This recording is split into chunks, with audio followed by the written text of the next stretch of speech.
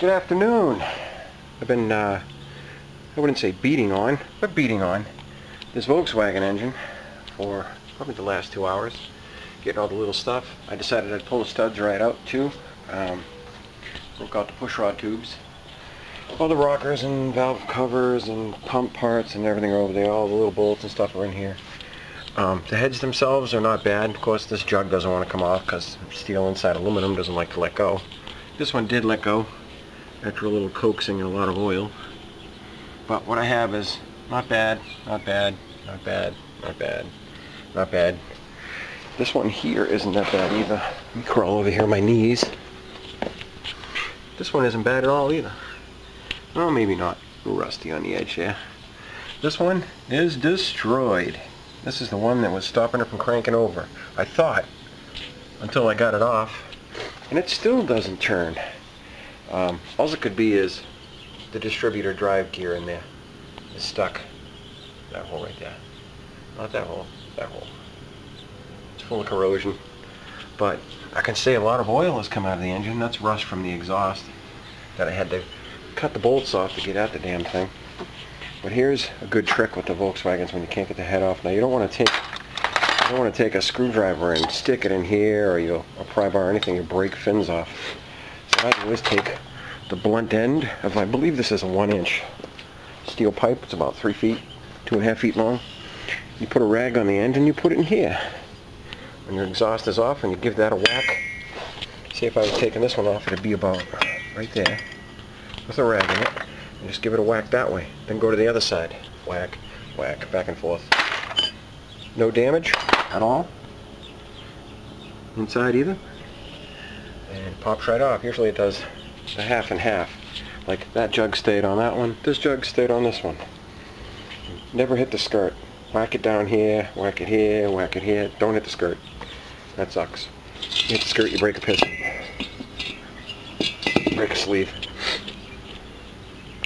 Same thing, under the covers on this side, really clean. All the bolts came out. Studs, well, they never come out. Sometimes they come completely out, and sometimes they actually survive, but usually the ones on the back go to hell. So these two will be drilled out, and I'll put some nice new studs in there. I'm going to rip this thing all apart. Seats, everything, take it all apart, and probably glass bead the outside of it. Wash it out good. Take the valves out, clean them up. After I get this thing off. They do not like to let go. But those two pistons slid out nice and easy, no problem. I got all the studs out of this side because I was trying to get this piston sleeve off. But this is the same engine that was here the other day. It was almost complete, unless a fan shroud. Don's over there working on his Monte Carlo. So, we'll see. Maybe a new piston and sleeve kit. Pistons and jugs, I don't know. I'd like to get those spring-loaded push rod guide tubes. Those are pretty neat. I think I'm going to split this case right down to the crank though when I get this piston off. Very easy. A lot of fun too when it comes down to it. It's like a big lawnmower engine. But the pile is here. The peak frame's there. It takes a lot just to get this sucker apart.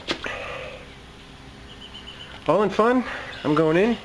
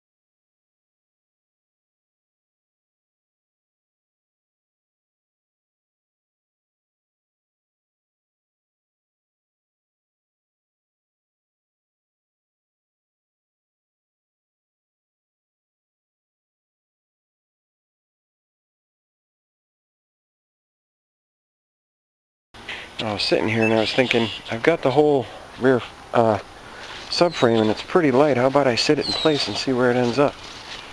Now, I know that at one point between the Supers and Standards, or you know, the old and the new, pre-67 and the Beetles, that this arm was lower or higher or something, and I know the original body mounts on this thing had this tube up against this, so right there I'm seeing 3 inches, so I might be 3 inches in the air higher than what it normally would have been with the Super Beetle independent rear suspension frame. But thank God it didn't go the other way. I still got a lot of meat to trim off here, but just might work, because my body might be 3 inches higher in the air, which wouldn't be too bad. We'll see. If not, I can always cut down the shock towers or cut them clean off and make my own shock mounts.